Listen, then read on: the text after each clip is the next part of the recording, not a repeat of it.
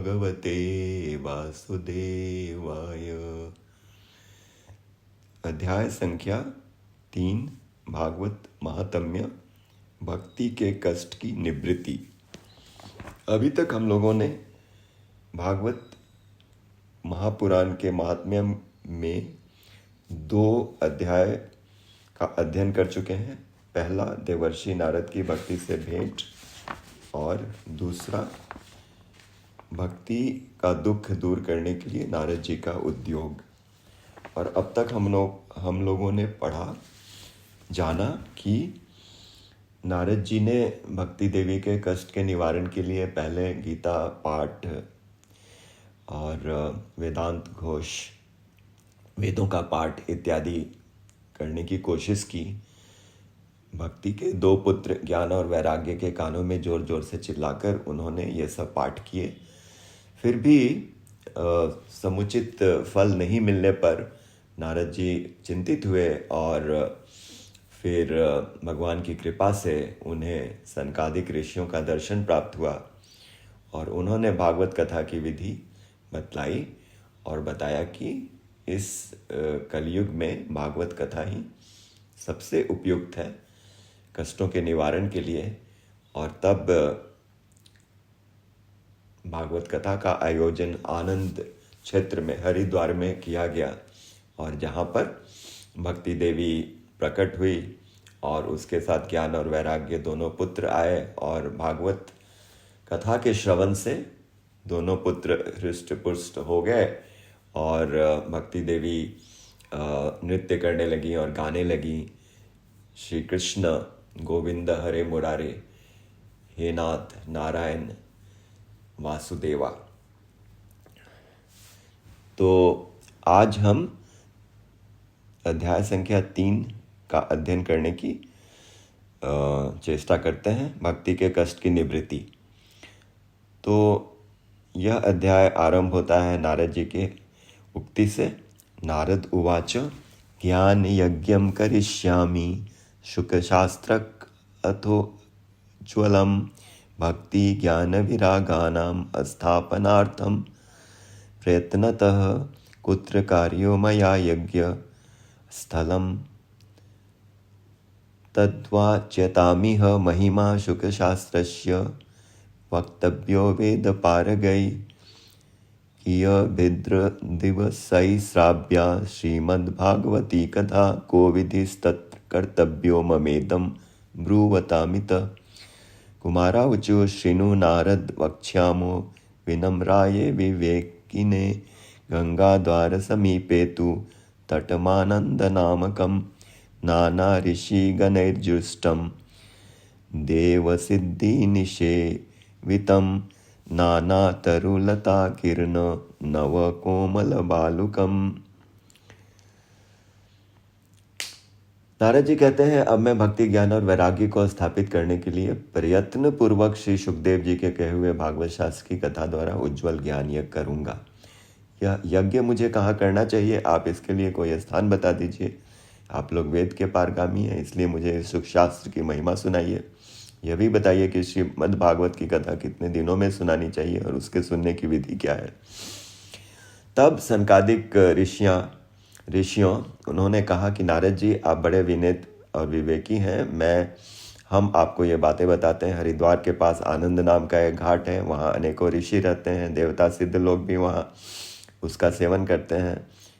भांति भांति के वृक्ष हैं, लताओं के कारण घन बड़ा सघन है और वहाँ बड़ी कोमल नवीन बालू बिछी हुई है। तो इस तरह से उन्होंने सब वर्णन किया कि वहाँ पर आसपास रहने वाले जो सिंह हाथी परस्पर विरोधी जीव हैं, उनके चित्त में भी वैर भाव नहीं है। तो वहाँ पर आप ये ज्ञान यज्ञ आरंभ कीजिए और जब ये कथा प्रारंभ होगी तो भक्ति भी आपके आंखों के सामने ही निर्बल और जरा जीर्ण अवस्था में पड़े हुए ज्ञान और वैराग्य के साथ आ जाएंगे। क्योंकि जहाँ भी श्रीमद् भागवत की कथा होती है वहाँ ये भक्ति आदि अपने आप पहुँच जाते हैं और कानों में जब कथा के शब्द पड़ेंगे तो ये तीनों तरुण हो जाएंगे फिर से। इस तरह से नारद जी ने सनकादिक ऋषियों के साथ भागवत कथा अमृत का पान करने के लिए गंगा तट पर चले आए।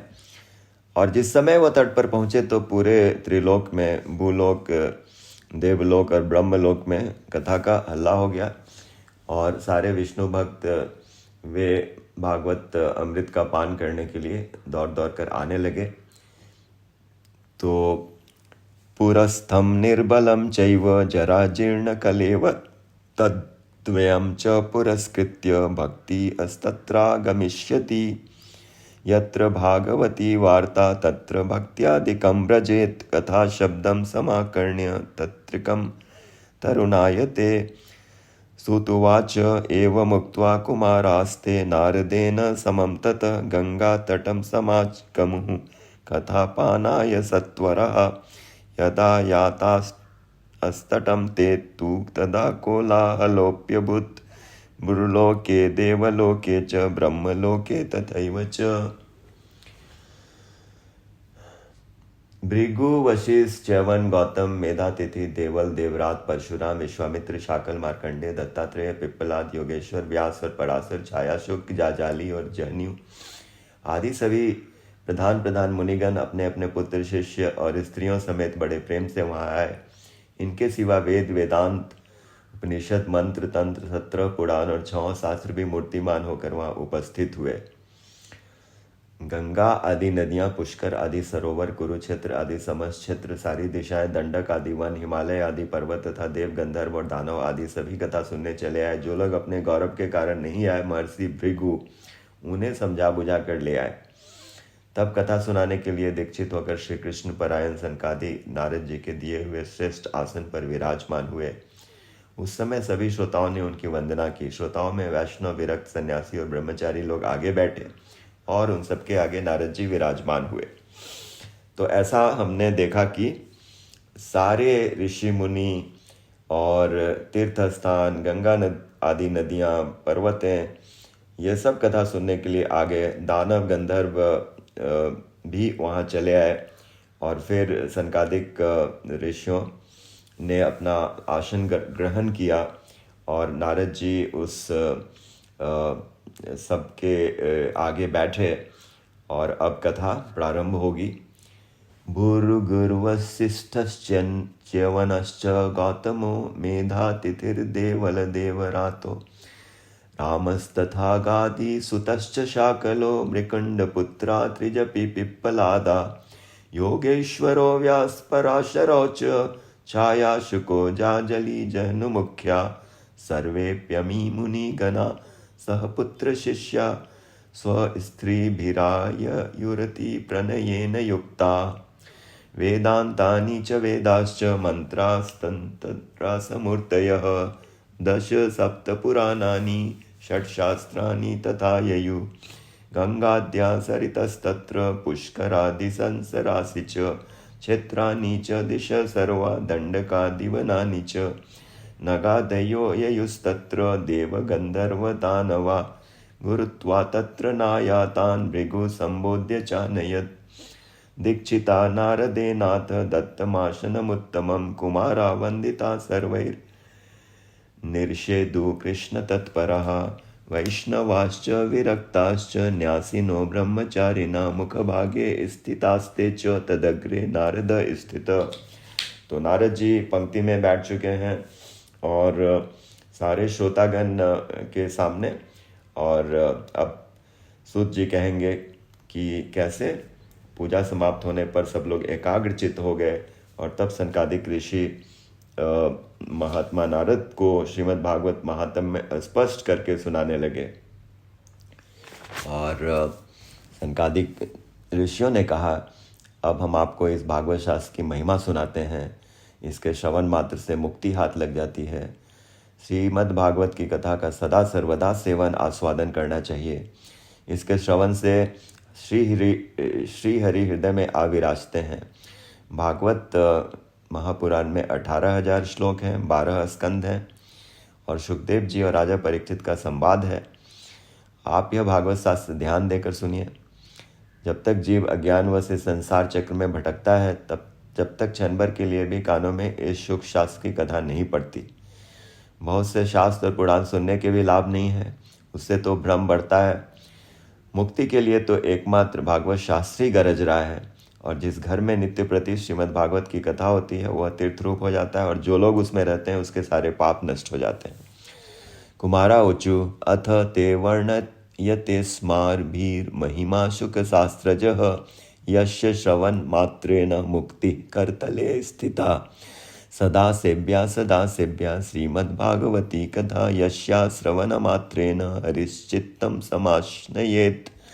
ग्रंथो अष्टादशास्त्रो द्वादश स्कंद संहित परीक्षुक संवाद शृणु भागवतं च तत तावत् संसार चक्रे अस्मिन् भ्रमते ज्ञानतः पुमान् यावत् कर्णगता नास्ति शुकशास्त्र कथाचरणम् किं श्रुतैर्बहुभिः शास्त्रैः पुराणैश्च भ्रमावहै एकं भागवतं शास्त्रं मुक्तिदानेन गर्जति कथा भागवतस्यापि नित्यं भवति यद्गृहे तद्गृहं तीर्थरूपं हि वसतां पापनाशनम्।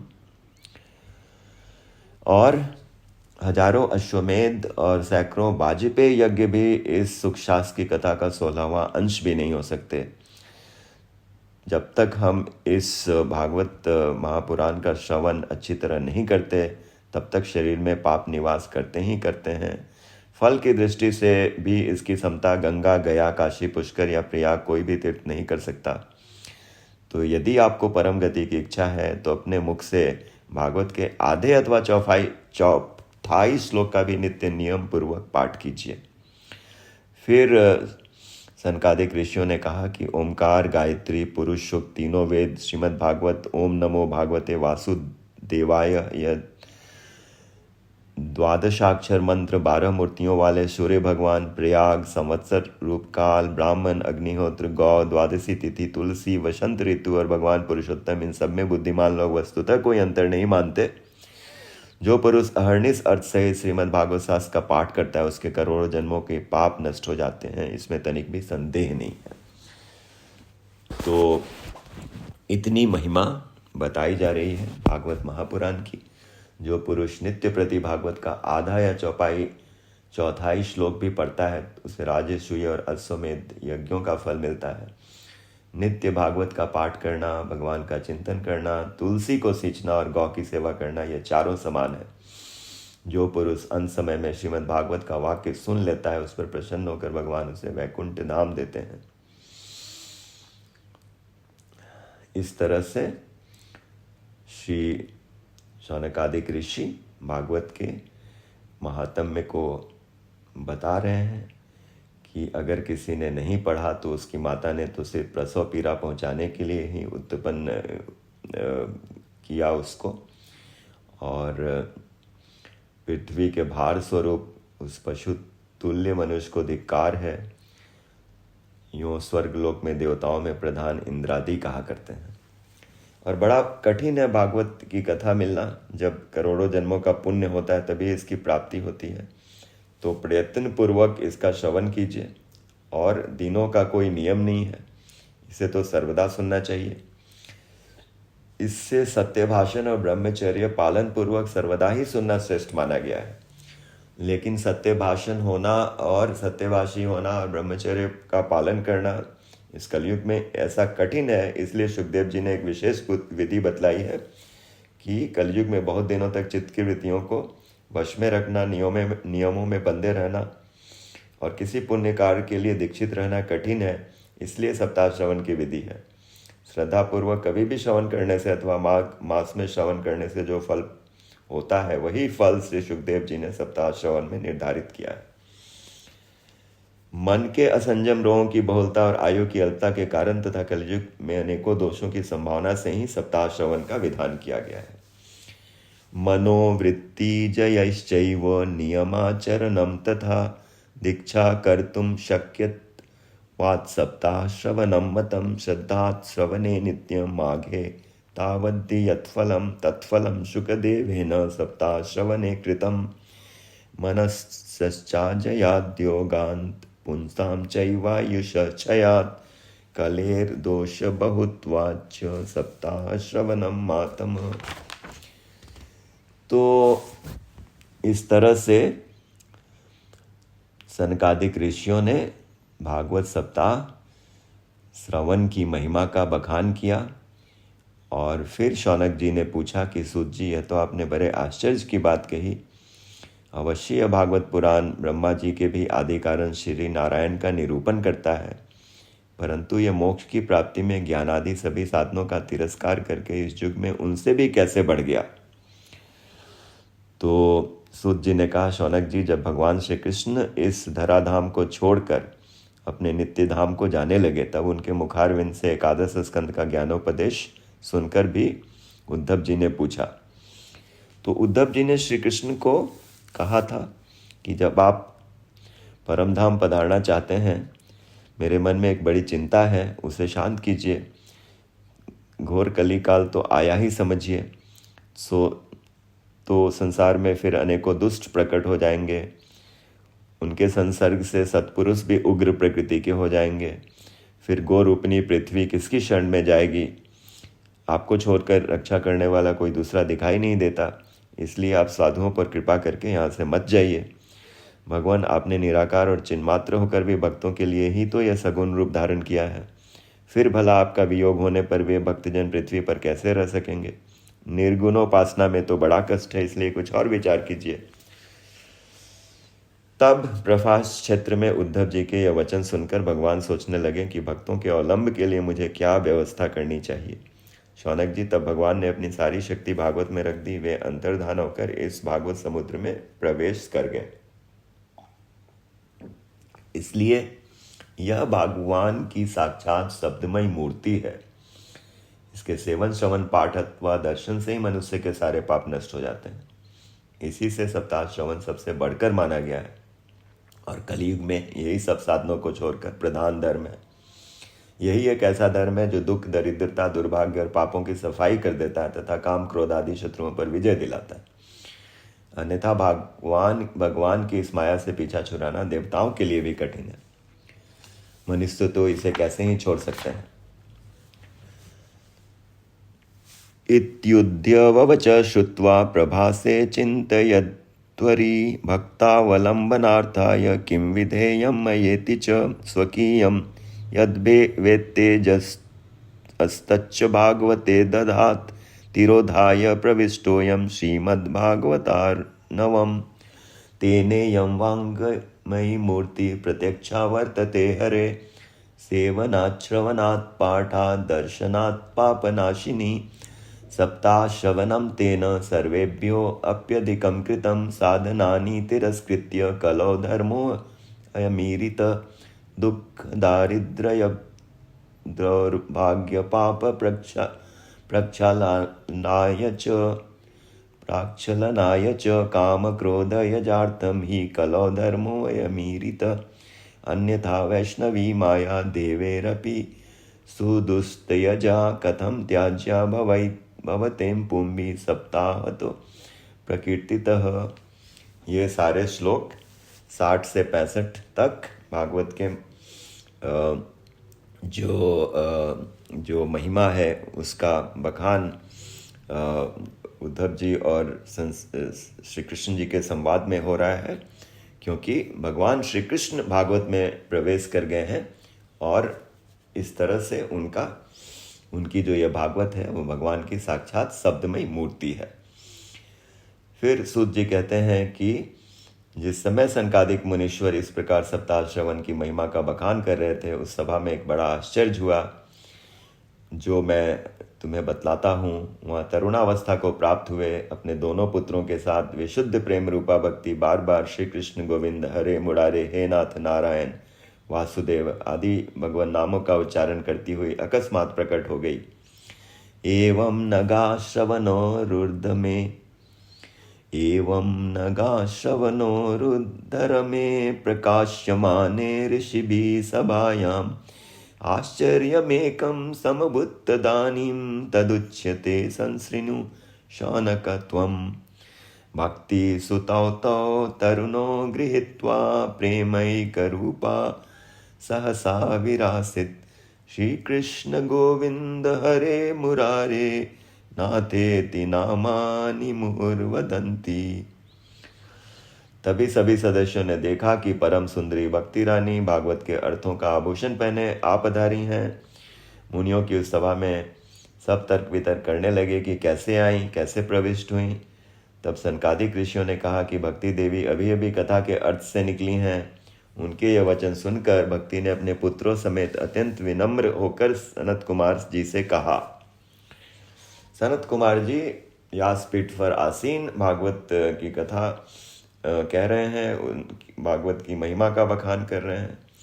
तो भक्ति जी ने कहा कि मैं कलयुग में नष्ट प्राय हो गई थी, आपने कथामृत से सिंचकर मुझे फिर पुष्ट कर दिया। अब आप यह बतलाइए कि मैं कहाँ रहूं। यह सुनकर सनकादिक ने उनसे कहा, तुम भक्तों को भगवान का स्वरूप प्रदान करने वाली, अनन्य प्रेम संपादन करने वाली और संसार रोग की निर्मूल करने वाली हुआ था। तुम धैर्य धारण करके नित्य निरंतर विष्णु भक्तों के हृदयों में निवास करो।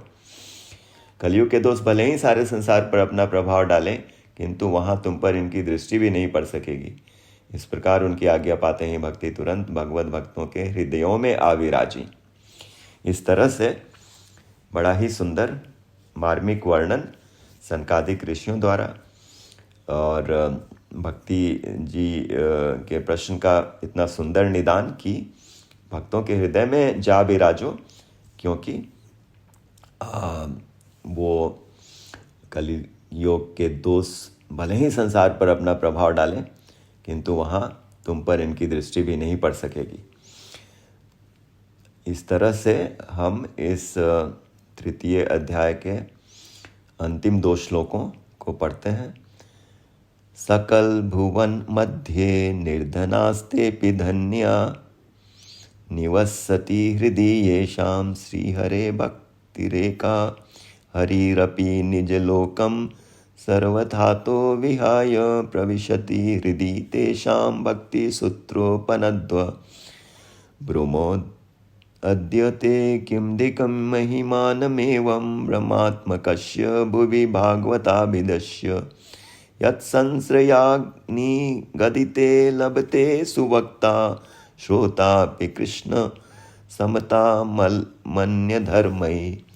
जिनके हृदय में एकमात्र श्रीहरि की भक्ति निवास करती है, वे त्रिलोकी में अत्यंत निर्धन होने पर भी परम धन्य है, क्योंकि इस भक्ति की डोरी से बंधकर तो साक्षात भगवान भी अपना परम धाम छोड़कर उनके हृदय में आकर बस जाते हैं। भूलोक में यह भागवत साक्षात पर ब्रह्म का विग्रह है। हम इसकी महिमा कहाँ तक वर्णन करें। इसका आश्रय लेकर इसे सुनाने से तो सुनने और सुनाने वाले दोनों को ही भगवान श्री कृष्ण की समता प्राप्त हो जाती है। अतः इसे छोड़कर अन्य धर्मों से क्या प्रयोजन है। इस तरह से भक्ति देवी के इतने सुंदर वचन के साथ अध्याय 3 यहाँ पर समाप्त होता है। राधे राधे।